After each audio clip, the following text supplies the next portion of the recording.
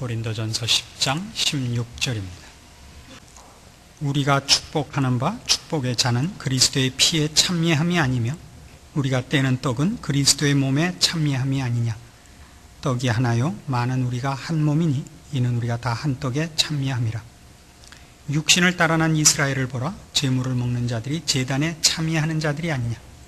그런즉 내가 무엇을 말하느뇨? 우상의 제물은 무엇이며 우상은 무엇이라 하느뇨? 대저 이방인의 제사하는 것은 귀신에게 하는 것이요 하나님께 제사하는 것이 아니니 나는 너희가 귀신과 교제하는 자 되기를 원치 아니하노라. 너희가 주의 잔과 귀신의 잔을 겸하여 마시지 못하고 주의 상과 귀신의 상에 겸하여 참여치 못하리라. 그러면 우리가 주를 노여워하시게 하겠느냐? 우리가 주보다 강한 자냐? 22절까지 보았습니다. 오늘 우리가 생각하는 고린도전서 10장 16절 이하의 말씀은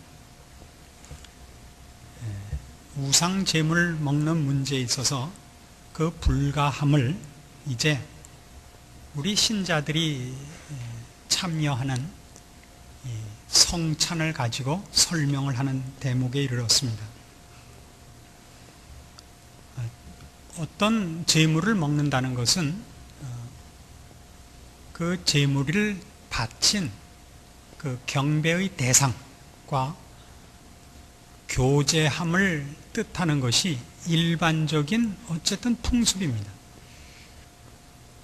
우상이 실존하느냐 그렇지 않느냐를 떠나서 제3자의 눈으로 볼 때는 어쨌든 그 제물을 먹는 자는 그 제물을 바친 그 대상인 신이 있다고 믿는 자로 간주되는 법이다 이겁니다. 그것은 우리 신자들이 성찬에 참여하는 그 메시지 속에도 포함되어 있는 것이기 때문에 우리가 우상 제물에 참여할 수가 없다라고 이제 사도 바울이 설명을 하는 것입니다. 그래서 먼저 오늘 16절, 17절에 있는 이 성찬에 관한 성경적인 뜻과 그 속에 있는 내용들을 분명히 먼저 해보면 우리가 어떻게 우상 제물을 먹을 수 없는가 하는 답이 자명해지리라 생각이 됩니다. 16절에 있는 바와 같이 우리가 축복하는 바 축복의 잔은 그리스도의 피에 참여함이 아니며 우리가 떼는 떡은 그리스도의 몸에 참여함이 아니냐 이렇게 얘기합니다. 근데 이 본문에서 우선 먼저 우상 제물 문제와 연결시켜서 생각하지 마시고 우리가 참여하는 성찬 자체가 그 의미의 핵심이 어느 쪽에 있느냐 하는 걸 먼저 밝힐 필요가 있습니다. 우리가 편의상 1년에 2번, 봄에 한 번, 부활절에 한 번, 추수감사절에 한 번 이렇게 2번에 걸쳐서 성찬식을 합니다만 사실은 성찬식은 좀 더 자주 해도 좋은 예식입니다. 그때 우리는 분명히 떡과 잔을 먹고 마시면서 그것이 그리스도의 몸이요 그리스도의 흘리신 피인 것을 고백합니다. 그러면 그 그리스도의 피에 참여하고 그리스도의 몸에 참여하는 것이 실제적으로 어디에 포인트가 있느냐 이겁니다. 여기서 참여한다는 이 말은 여러분 그 헬라어를 잘 모르시는 분들도 전문가가 아닐지라도 많이 들은 신앙생활을 좀 오래 하셨으면 익히 들은 단어 중에 하나인 코이노니아라는 단어입니다. 이건 교제입니다. 교제한다는 뜻입니다. 서로가 이런 어떤 좀 더 깊은 관계를 맺는 것을 의미합니다. 교제한다 이렇게 생각하면 좋고 영어로는 fellowship이라 이렇게 되어 있습니다. 그러면 누구와 교제를 하는 거냐 이겁니다. 성찬에 참여하는 것이 그리스도와 교제를 하는 겁니까? 신자끼리 교제를 하는 겁니까? 하는 것이 우선 이 성찬에 관해서 우리가 이해해야 될 중요한 물음이 되는 것입니다. 여러분도 한번 마음에 답을 내려보십시오. 괜히 여태껏 생각지 않았던 질문거리를 내게 됐지만 이건 중요한 문제가 내포되어 있기 때문입니다. 우리가 성찬식을 할 때 먹는 떡, 그때 마시는 포도주가 주님과 교제를 하는 겁니까? 아니면 거기에 참여하는 신자끼리 교제를 하는 겁니까? 자, 1번 주님과 교제를 하는 거다. 2번 신자끼리 교제를 하는 거다. 둘 중에 하나엔 손을 드셔야 됩니다. 준비하셨어요? 손을 드셔야 돼요. 이렇게 자기만 알게 요만큼만 듭시다. 어깨 밑으로, 옆 사람 안 보이게. 이걸 해야 여러분들 답을 제가 볼 수가 있어서 그래요. 주님과 교제하는 것이다. 이 늦게 드는 사람은 이유를 모르겠어요. 좌우를 살피고 성도끼리 교제하는 것이다. 다수결에 의하면 지금 앞에 게 맞는 것으로 됐지만 불행히도 뒤에 게 맞습니다. 이건 매우 중요한 문제가 돼요. 우리가 일반적으로 생각하면 분명히 여기 있는 표현같이 그리스도의 피에 참여하고 그리스도의 몸에 참여한다고 되어 있어서 주님과의 교제로 되어 있지만 그 표현이 그러면 어떤 문제가 생기느냐 하면 천주교식 성찬이 되는 거죠. 그 성찬이 화채설이 되는 거죠. 먹을 때 실제로 그것이 주님의 피와 주님의 살이 된다 라는 식의 발상이 나오게 되는 겁니다. 그래서 그 의식 자체가 어떤 신비하고 독특한 어떤 일이 되어버린다고요. 그래서 이게 그렇지 않다 하는 것을 그러니까 신자와 하나님과의 교제이기보다는 신자끼리의 교제다 하는 것을 우리가 어떻게 증명을 할 수 있느냐면 11장으로 가시면 고린도전서 11장 23절 보시면 여기에 관한 그 보완된 설명이 나오기 때문입니다. 내가 너희에게 전한 것은 주께 받은 것이니 곧 주 예수께서 잡히시던 밤에 떡을 가지사 축사하시고 떼어 가라사대 이것은 너희를 위하는 내 몸이니 이것을 행하여 나를 기념하라라 말이에요. 이 식은 어떤 일의 기념이라고 해요. 기념이지 그 일 자체가 어떤 신비한 방법은 아니란 말이죠. 주님의 어떤 신성에 동참하는 신비한 어떤 영역에 들어가는 어떤 방법과 길이 아니라 이 기념식이란 말이죠. 그러니까 무슨 기념이죠? 25절 식후에 또한 이와 같이 잔을 가르치시고 가라사대 이 잔은 내 피로 세운 새 언약이니 이것을 행하여 마실 때마다 나를 기념하라 이겁니다. 그래서 성찬에 참여하는 것은 어떤 문제가 있느냐 하면 1차적으로 이 고백, 즉 예수 그리스도로 말미암아 지금의 내가 있다라는 고백인 겁니다. 그래서 성찬에 참여하는 자는 물론 핵심은 주님이 나를 위하여 몸 버리셨고 주님이 나를 위하여 피 흘리셨습니다가 핵심입니다마는 성찬 자체가 갖는 보다 본질적인 뜻은 그래서 지금 내가 있게 됐습니다란 말이에요. 그래서 지금 내가 있게 됐습니다. 그런 나가 나 하나만이 아니라 주께서 얼마든지 부른 새 언약으로 말미암는 구원 얻은 모든 백성이란 말이에요. 그래서 성찬식에 참여하는 사람들이 나를 위하여 죽으신 예수 그리스도의 죽음, 대속을 기념하는 것이지만 실제 교제는 그걸 통하여 주님과 내가 교제가 되는 것이 아니고 주님과 나와의 교제는 오히려 주님의 죽으심이 나를 중생케 하여 주님과 영적인 교제를 가능케 한 것이고 이 식은 기념식이란 말이죠. 주님이 우리를 새 사람 만들기 위하여 대신 죽으셨다를 기념하는 것으로서 기념식에 참여한 사람들이 같은 동지라는 것이 드러나는 식이기 때문에 이 교제의 보다 핵심적인 대상은 신자끼리가 되는 것입니다. 이해하시겠죠? 그래서 그럼 여기 오늘 고린도전서 10장식으로 얘기를 하자면 어떤 문제가 되느냐면 17절 떡이 하나요 많은 우리가 한 몸이니 이는 우리가 다 한 떡에 참여함이라 라고 얘기함으로써 우리가 하나라는 걸 얘기하는데 초점이 있단 말이에요. 우리가 다 예수 그리스도에게 참여한 자다. 예수 그리스도로 말미암아 지금의 나가 된 자다 이거예요. 우리가 동일한 것은, 우리가 같은 사람인 것은 다 하나님의 자녀라는, 중생한 자라는, 신자라는 동일한 어떤 지위와 신분을 가진 것은 예수님 때문입니다를 기념함으로써 우리가 하나인 것을 증명해내는 것, 기념하는 것, 확인하는 것, 그것을 말하자면 확인한 것이기 때문에 이 교제의 핵심적인 대상은 신자끼리가 되는 것이다 이겁니다. 그래서 성찬식 자체를 신비화하지 말자 이거죠. 예수 그리스도로 말미암아 내가 있다. 그리고 예수 그리스도로 말미암아 내가 나 된 것 같이 얼마든지 주께서 은혜를 베푼 사람들이 여기 있다 이겁니다. 그래서 성찬은 제사가 아닌 것이죠. 성찬은 제사가 아니죠.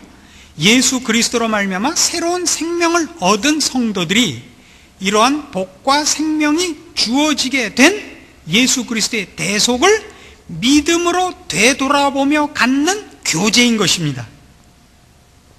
제가 잊을까봐 이렇게 써놨어요. 핵심 되는 것들을 여러분이 자꾸 음미해 주셨으면 좋겠어요. 그러면 뭐가 문제가 되느냐 하면 이제 교회를 생각해 보세요. 교회란 우리가 신자들이 몇 개 안 되는 아는 헬라어 중에 하나 아는 거죠. 교회란 에클레시아라고 알죠. 세상에서 불러냄을 받은 자예요. 이 교회란 말이에요. 즉 세상이라는 어떤 신분, 어떤 모임 속에 저들의 뭐라 그래야 돼요? 갑자기 이게 귀국한 지 얼마 안 돼서 한국말이 생각이 안 나요. 저들의 커뮤니티에서 하나님의 백성으로 불러냈단 말이에요. 저쪽과 다른 족속이란 말이에요. 이제부터는 이게 교회거든요. 그러니까 교인이, 즉 신자가 절에가 앉아서 절밥을 먹고 있으면 오해를 할 수밖에 없죠. 그는 분명히 거기로부터 결별하고 하나님이 그의 백성으로 따로 모은 집단인데, 이 집단에 소속된 자가 저쪽과 구별되어 있는 집단이거든요. 이 집단이. 근데 그 구별해야 되는 그 대상의 반대편에 있는 집단에 가는 거는 이쪽 집단의 불러냄을 받은 자로서는 해서는 안 되는 일이란 말이에요. 불러냄을 받았다는 게 뭔지 모르는 거 아니에요? 그러니까 지금 이 성찬을 예를 들어서 사도 바울이 하고 싶은 얘기는 뭐냐면, 성찬에 참여한다는 건 뭐냐 말이에요. 그건 우리가 예수 그리스도로 말미암아 하나님과 등지고 살고 하나님의 진노 아래 있던 그런 집단으로부터 이제 불러냄을 받아서 새로운 사람들, 새 종족, 새 생명을 가진 자, 즉 하나님의 자녀라는 집단으로 불러냄을 받은 그 소속된 자인데, 그 사람이 어떻게 저기와 구별되어 부름을 받은 자가 그 구별을 깨는 짓을 할 수 있겠느냐? 이것이 우상 제물을 겸하여 가질 수 없다는 근거가 되는 것입니다. 그러니까 우리는 이 문제 속에서 어떤 핵심을 보느냐 하면, 신자란 결국 뭐냐? 왜 다른 그런, 우리 앞에서 한식으로 얘기하면 우상은 없는 거 아니에요? 우리가 이 고린도전서 8장 서두부터 시작할 때 고린도전서 8장 4절에서 그런 얘기가 있었어요. 우상은 없어요. 신이란 하나님밖에 없어요. 그러니까 우상은 없는 거니까 없는 걸 있는 걸로 알고 있는 건 무지에 관한 문제지 딴 문제가 아니지 않느냐라고 얘기할 수 있지만, 우리가 그런 자들의 무지와 하나님이 있는 줄 몰라서 그 무지함에 빠져 있는 집단에 하나님이 있는 줄 아는 집단에 소속된 자로서 그 우상이 있느냐 없느냐를 떠나서 하나님이 있는 줄 모르기 때문에 우상을 섬기는 집단, 우린 하나님이 있는 줄 이제 아는 집단, 그래서 저들과는 분명히 대립돼야 되고 구별되어야 되는 집단에 소속된 자로서 하나님이 있는 줄 모르는 집단에 나를 다시 넣어서 이 구별을 스스로 깨는 것은 이 불러냄을 모르는 소치가 된다 이겁니다. 그러니까 처음에 고린도 교회 교인들은 무슨 문제를 가지고 우상 제물을 먹어도 좋다라고 발상을 가진 거예요. 없는 거니까 우상은. 없는 신에게 바친 제물을 먹는 게 무슨 죄냐 이렇게 됐지만, 결국 성경이 우리에게 가르치고 싶은 건 뭐냐면, 우리의 신앙 행위는 우리 자신의 것만 되는 것이 아니라 우리의 신앙 행위가 제3자의 눈에 하나님을 믿는 자로서의 내적, 외적 증인으로서 가져야 하는 어떤 절제와 구별과 책임이 있다는 것을 가르치고 있는 것입니다. 그래서 결국 이 모든 문제가 어디로 가냐면 덕으로 가는 것입니다. 고린도전서 10장 23절, 모든 것이 가하나 모든 것이 유익한 것이 아니요 모든 것이 가하나 모든 것이 덕을 세우는 것이 아니니 누구든지 자기의 유익을 구치 말고 남의 유익을 구하라. 그래서 신자는 결국 남의 눈치를 봐야 되는 겁니다. 어떤 의미에서 남의 눈치를 보느냐, 그 사람의 평가와 그 사람의 어떤 이해에 우리가 장단을 맞추자는 것이 아니라, 나로 말미암아 내 형제가 실족지 말게 할 것, 나로 말미암아 하나님만이 온 우주 만물의 주인이신 것을 증명할 것, 이것들이 우리에게 주어진 전도의 차원에서의 제1차적 중요한 책임이 된다 이겁니다. 그런 의미에서 우리는 우상 제물을 먹을 수 없다 이렇게 되는 겁니다. 그래서 성찬에 참여한다, 우상 제물에 참여하지 마라, 이런 모든 문제는 우리 성도들이 이 세상에서 자기만을 위하여 사는 자들과 구별된 종말론적인 집단인 것을 드러내는 것입니다. 그래서 종말론적이라는 것은 이 세상에 있는 것이 영원한 것이 아니며 하나님이 우리에게 약속하신 영원한 나라, 하나님의 이제 영원한 심판, 영원한 보상을 기다리는 자들, 지금 세상이 전부가 아니고 오는 세상이 있음을 아는, 즉 하나님의 존재를 알고 믿는 집단인 것을 나타내는 의미의 종말론적 집단인 것입니다. 그래서 우리는 여러 가지 것들, 즉 이 종말론적 시각과 목표와 원리에 반하는 모든 것을 우리는 기꺼이 목숨을 걸고 우리는 타협하지 않고 거부해야 되고 절제하고 그걸 지켜내기 위하여 희생을 감수해야 된다 이겁니다.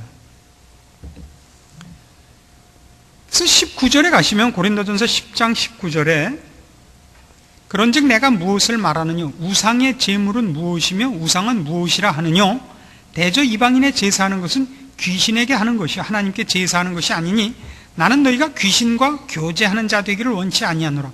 너희가 주의 잔과 귀신의 잔을 겸하여 마시지 못하고 주의 상과 귀신의 상에 겸하여 참여치 못하리라.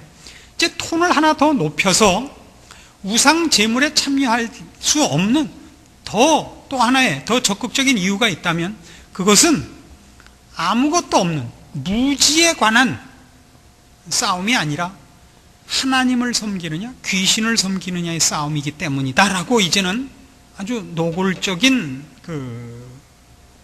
우상 숭배의 중요한 정체를 밝힙니다. 우상은 물론 없는 것입니다. 소를 신으로 섬기는 데도 있고, 무슨 태양신을 섬기는 데도 있고, 곰을 신으로 섬기는 데도 있고, 그렇지만 그런 신은 없습니다. 그럼 우상을 섬긴다는 것은 없는 것을 섬기는 무지의 소산에 불과하냐? 성경은 그렇게 얘기하지 않습니다. 신명기 32장 가시면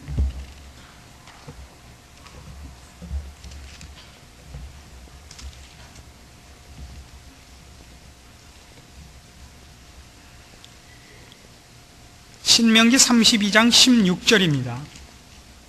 모세가 이제 임종을 눈앞에 두고 이스라엘 백성이 그때껏 저질렀던 일들에 대한 회고와 질책과 또 경고를 하나의 유언으로 노래로 남겨놓고 있습니다. 신명기 32장은 모세의 노래로 되어 있는데요. 이 16절에 이스라엘 백성의 잘못을 지적하는 이 대목을 잘 보십시오. 그들이 다른 신으로 그의 질투를 일으키며 가증한 것으로 그의 진노를 격발하였도다. 그들은 하나님께 제사하지 아니하고 마귀에게 하였으니 곧 그들의 알지 못하던 신, 근래에 일어난 신, 새 신, 너희 열조에 두려워하지 않던 것들이로다. 너를 낳은 반석은 내가 상관치 아니하고 너를 내신 하나님은 내가 잊었도다. 거기 다른 신, 즉 우상을 섬기는 걸 누구에게 제사한다 그래요? 마귀에게 한다 그러죠. 그래서 우리는 이런 걸 알 수 있습니다. 결국 하나님을 모르는 인간은 하나님을 섬기지도 않고 마귀를 섬기지도 않고 그냥 자기의 무지와 자기의 헛된 욕심을 따라 사는 것이 아니라 하나님이 보호하지 않고 하나님이 통치하지 않고 하나님이 인정하지 않는 모든 영역에 대해서는 사실상 마귀가 그 주인이라는 것을 잊지 않아야 됩니다. 인간은 결단코 중립지대에 있지 않습니다. 우리가 로마서에서도 배워왔다시피 인간은 죄의 종으로 사망 아래에 있든지 하나님의 크신 은혜 가운데서 주님 안에서 영생을 얻고 있든지 둘 중에 하나입니다. 우리는 우리가 우리의 주인이 되지 못합니다. 죄가 우리를 다스리거나 은혜가 우리를 다스리거나 둘 중에 하나입니다. 그래서 바울이 우리에게 가르치는 것은 결국 우상을 섬기는 자들은 누구냐? 그걸 앞에 내세워서 실제로는 이 세상의 신, 마귀가 우리가 하나님 앞에 나가지 못하도록 방해하고 우리를 패망의 자리로, 영벌의 자리로 미혹해 하는 수단으로 삼은 것이다 이겁니다. 그러면 이 마귀가 하는 일이 뭐예요? 하나님 앞으로 나가는 것, 하나님이 기뻐하시는 것을 방해하는 것, 이 모든 것들입니다. 그래서 결국 오늘 우리가 보는 이 고린도전서 10장에서 우상 제물을 먹지 말아야 할 가장 근본적이고 원칙적인 이유, 그것은 귀신에게 제사하는 것이기 때문에 하나님과 교제하면서 어떻게 귀신과 교제를 하겠느냐, 이건 너무나 분명한 것 아닙니까? 그러니까 여러분은 이렇게 얘기하지 말라 말이죠. 이건 아무것도 아니야, 이건 괜찮은 거야, 이런 건 없다 말입니다.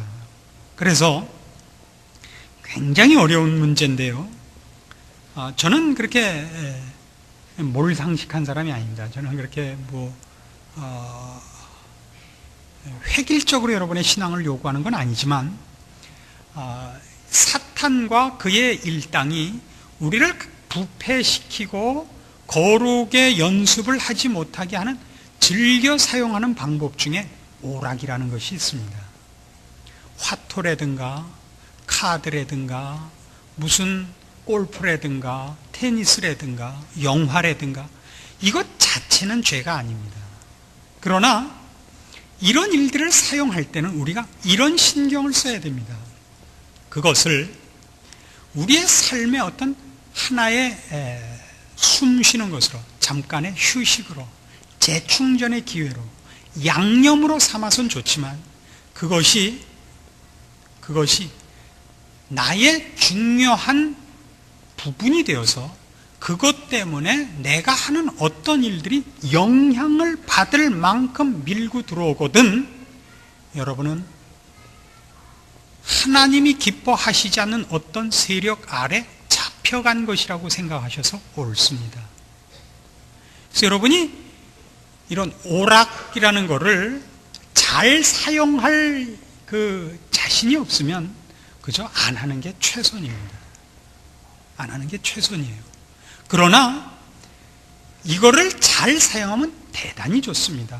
육체의 연습은 약간의 그 유익이 있습니다. 분명히 유익이 있고 우리의 건강을 위하여 육신의 건강뿐만 아니라 건강한 정신을 갖는데도 분명히 유익합니다. 그러나 바울이 말하는 식으로 만일 내가 고기를 먹어서 내 형제로 실족해 한다면 나는 평생 고기를 먹지 않겠다.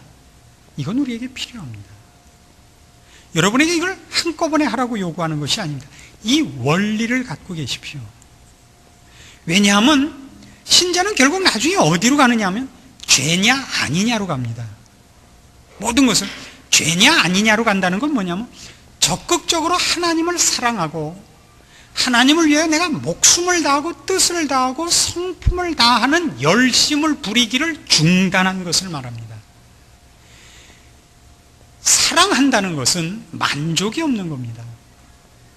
아무리 해도 부족한 것 같고 아무리 드려도 부족한 것 같은, 그리고 만나도 더 만나고 싶고 더 깊은 교제를 원하는 것이 사랑이고 그 진심이어야 되는데, 신앙에 있어서 가장 중요한 싸움거리가 나중에 뭐가 되느냐 하면 최저의 기준으로 가는 것이란 말입니다. 이건 죄가 아니야까지 가는 것. 이건 죄가 아니야. 고린도 교인들이 지금 그걸 하고 있는 거죠. 우상이 어디 있느냐? 하나님 외에 신이 없는데 없는 신에게 저들이 무지해서 바친 제물을 우리가 먹는 게 뭐가 죄가 되느냐? 우상 제물의 문제가 아니라 우리가 고린도전서 지금 8장, 9장, 10장, 석 장에 걸쳐서 하는 게 뭐예요? 우리가 하는 일이 유익하냐 하는 문제였죠. 나와 나를 보고 있는 이웃들 앞에 유익하냐의 문제였단 말이에요. 그래서 우리가 분명하게 이런 결론에 이르는 겁니다. 우리가 우리의 삶 속에서 이건 죄야 아니야 이렇게 묻지 말고 내가 주를 사랑하는가 이렇게 물어야 된단 말입니다.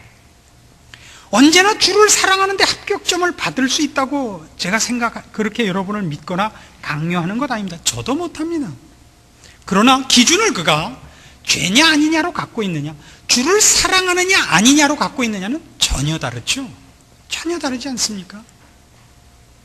그리고 여러분들이 고린도 교회 교인들 같이 지식이라는 걸 기준으로 해서 이건 죄고 이건 아니야 라는 것으로 자신을 아슬아슬한 선으로 걸어가게 함으로써 자신의 지식과 여유와 어떤 무슨 통찰력 이런 것들을 자랑하는 것으로 주를 사랑하는 신자의 본분을 대체하는 시험에 빠지지 말도록 하란 말입니다. 여기가 핵심입니다.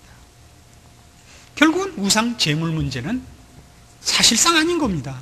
그 문제가 이 모든 것이 가장 대표적인 그 상징이기 때문에 바울이 이 우상 제물 먹는 문제를 이제 그 주제로 걸어서 이렇게 긴 설명을 해올 수밖에 없게 된 이유가 있는 것입니다. 오늘날 우리 신자들에게서 가장 큰 병이 뭐냐? 주를 사랑하지 않는 거죠. 벌 받지 않는 선, 욕먹지 않는 선에 서 있지 기를 쓰고 사랑하는 마음이 없어요. 기를 쓰고 사랑합니다. 그래서 여러분 스스로가 여러분 자신의 신앙을 점검하셔서 여러분에게 말하자면 주를 사랑하는 이 목숨을 다하고 뜻을 다하고 이 정성을 다하는 그 사랑이 식어 있거든 여러분 하나님 앞에 무릎 꿇으셔서 그 불길을 다시 지펴달라고 하셔야 됩니다. 그것은 우리의 행복입니다. 그것은 우리의 영광이고 신자에 있어서 그것만이 우리의 보상입니다. 다른 것으로 신앙을 보상받으려고 하지 마십시오. 그 어느 곳에도 신자가 만족과 행복과 보상을 느낄 곳이 없음을 여러분 분명히 인식하시고 죄냐 아니냐의 그 맨 경계선에 서서 아슬아슬한 절벽 위를 걷지 마시고 주를 사랑하는 깊고 풍성한 주님의 품으로 달려들어오는 열심과 자기 분발과 자기 채찍질이 여러분에게 꼭 있고 그래서 신자된 기쁨을 여러분 꼭 누리시는 모두가 되기를 권합니다. 기도하십시다. 하나님 아버지 은혜를 감사합니다. 우리를 하나님이 지극히 사랑하셨습니다. 하나님이 이처럼 우리를 사랑하셨다고 했습니다. 우리도 주를 사랑하게 하옵시고 우리의 마음에 주를 사랑하는 기쁨을 넘치게 하사 신자된 특권과 영광을 우리로 체험케 하여 주시옵소서. 우리의 찬송에 힘을 더 주시고 우리의 기도에 더 큰 열정을 주시오며 우리의 삶에 주의 영광을 드러내고픈 열심으로 채우사 우리로 힘있게 우리의 인생을 주를 위하여 힘써 살게 하사 지칠 줄 모르는 신자의 삶을 누리게 하여 주시옵소서.